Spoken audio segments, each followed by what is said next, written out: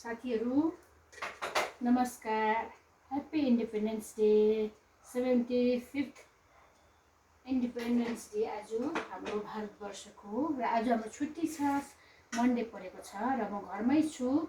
आज कतै नजाने जमर्को कसेकी छु। मैले आज घरमा बसेर चाहिँ काम गर्ने, यसो मिलाइतुलाई गर्ने भनेर। अन्त तपाईँलाई आज म के देखाउन जनाउन चाहन्छु भनेदेखि हेर्नुहोस्, मैले पिकलको अचार पिकल बनाएर राख्ने गर्छु डल्लेको।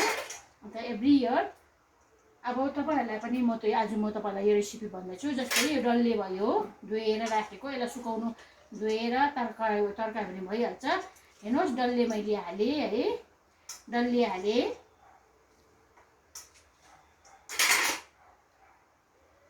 यसमा 1 केजी डल्ले छ भने चाहिँ आधी केजी चाहिँ लसुन हामीले तास्नुपर्छ। आधी केजी लसुन तास्दाखेरि झन्डै 1 पाउभन्दा अलिक बेसी बस्छ।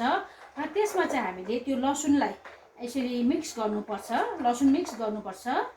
त्यसको बादमा हामीले त्यसको अलिकति अरूले चाहिँ साइट्रिक एसिडहरू युज गर्छ, तर म धेरै युज गर्दिनँ, भेनिगरहरू युज गर्दिनँ।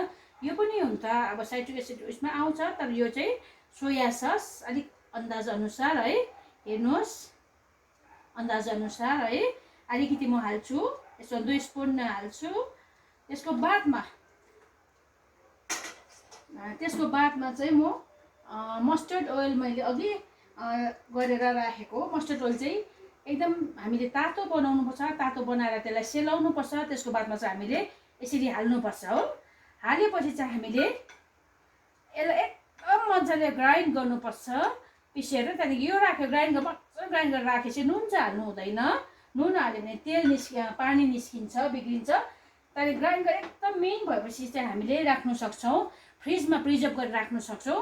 प्रिजर्भ गरेर राखेको चाहिँ 1.5 वर्ष 2 वर्ष तपाईँले जति राख्नु सक्नुभयो भने पनि फ्रिजमा राख्नुहोस् र खानुहोस्। खाने बेलामा चाहिँ अलिकति नुन हालेर खानुहोस् र एकदम स्वादिष्ट हुन्छ।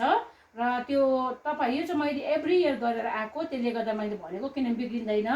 यो चाहिँ मेरो एक्सपिरियन्स हो, मैले धेरै वर्ष गरेर आएको र तपाईँहरूलाई पनि मैले भनेको। र तपाईँले पनि गर्नु सक्नुभयो भने राख्नु, प्रिजर्भ गरेर त्यसरी पिसेर राख्नुभयो भने एकदम असल हुनेछ, खाने बेलामा स्वादिष्ट हुन्छ। अब फाइनली मेरो अचार रेडी भयो। अब म यसलाई यसको ठाउँमा हाल्दैछु, राख्दैछु। अचार रेडी भयो र मैले अब हाल्दैछु।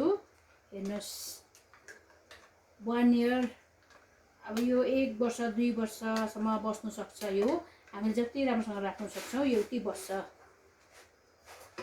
तपाईँहरूले पनि गरेर राख्न सक्नुहुन्छ।